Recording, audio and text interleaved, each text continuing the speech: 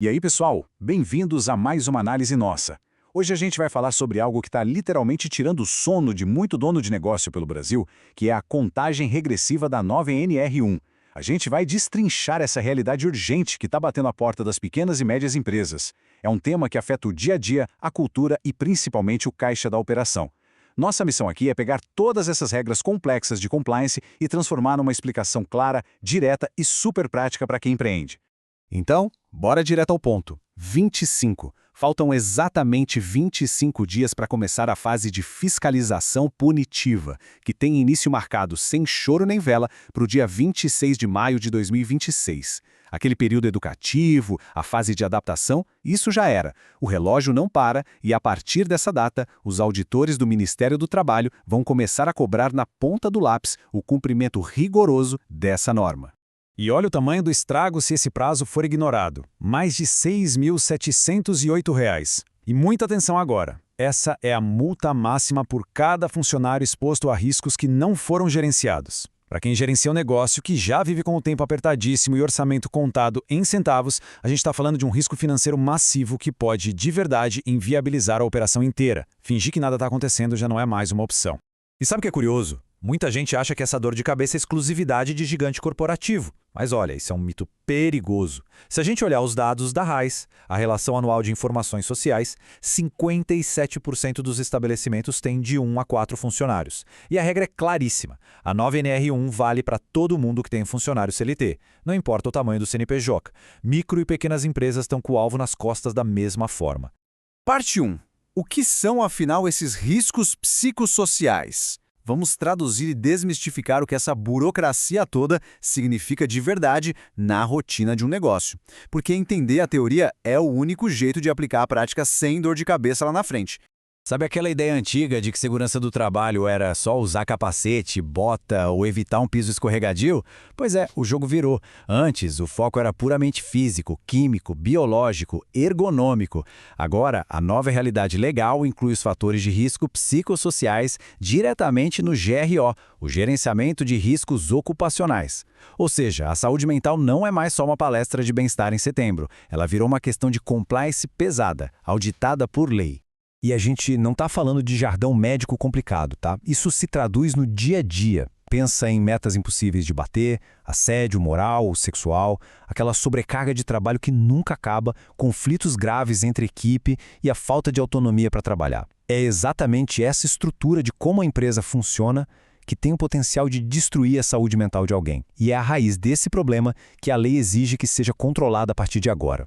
E se alguém se pergunta por que o governo está pegando tão pesado nisso do nada, os números da Previdência Social explicam perfeitamente. Dá uma olhada nesse salto.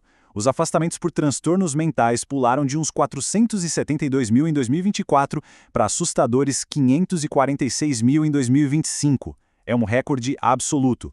O Estado precisou intervir para tentar estancar a sangria direto na fonte, que é o ambiente onde as pessoas passam a maior parte da vida delas. E a coisa fica ainda mais séria com a atualização da Portaria 344 do Ministério do Trabalho, que reforça o chamado direito de recusa. Na prática, o trabalhador agora tem o direito explícito de parar o que está fazendo se identificar um risco grave e iminente à saúde dele. E isso inclui a saúde mental, sem sofrer nenhuma punição. A dinâmica de poder mudou bastante, exigindo uma transparência gigante entre quem lidera e a equipe. Bom, isso nos leva à nossa parte 2. O que o fiscal exige? Vamos visualizar a cena. O auditor do Ministério do Trabalho acabou de passar pela porta do escritório ou da loja. O que ele vai pedir? Essa é a pergunta de R$ 1 milhão que tira o sono da diretoria. O que o auditor quer fuçar no GRO? Já adianto, ele não vai querer ver cartaz motivacional colado na parede, não. Ele quer ver gestão de risco de verdade, baseada em dados e processos. Então, o ponto crucial é entender esse checklist do fiscal.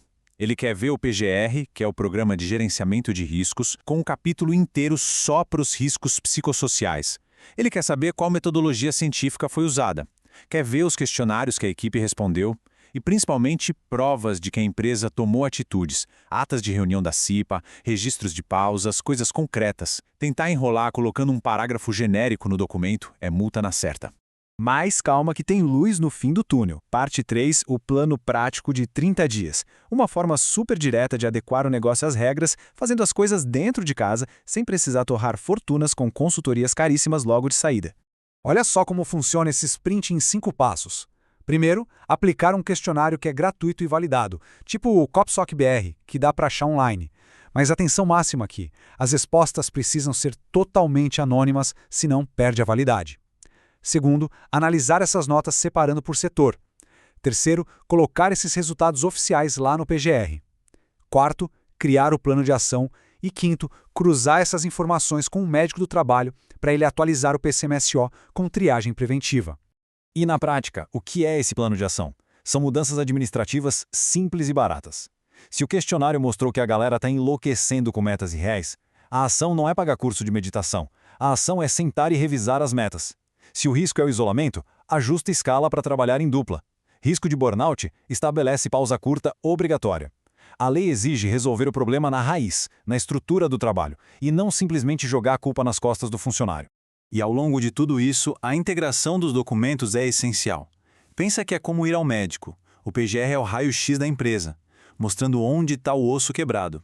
E o PCMSO é o acompanhamento constante da saúde do paciente. Se o raio-x mostrou que o setor de atendimento está à beira de um colapso por exaustão, o médico do trabalho já antecipa a triagem de saúde mental daquele grupo. Uma coisa alimenta a outra, sempre. Entrando na nossa reta final, parte 4, ação imediata contra multas.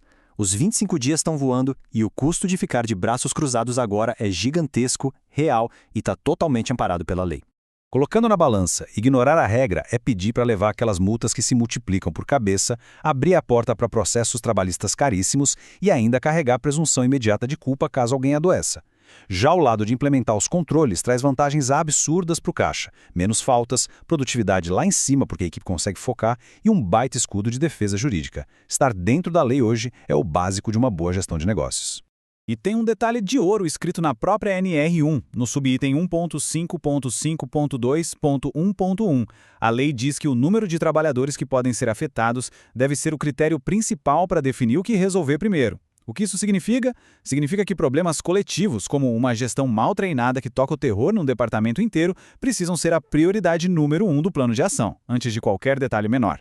O relógio está correndo sem pena. A urgência está gritando para todo o CNPJ no Brasil. A grande pergunta é, o negócio vai estar blindado e com os papéis em dia, quando o auditor bater na porta no dia 26 de maio?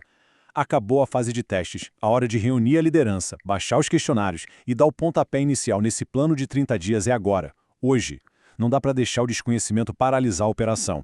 Usem isso a favor do crescimento seguro da empresa. Valeu por acompanhar essa explicação vital com a gente e mão na massa para deixar tudo nos trinques.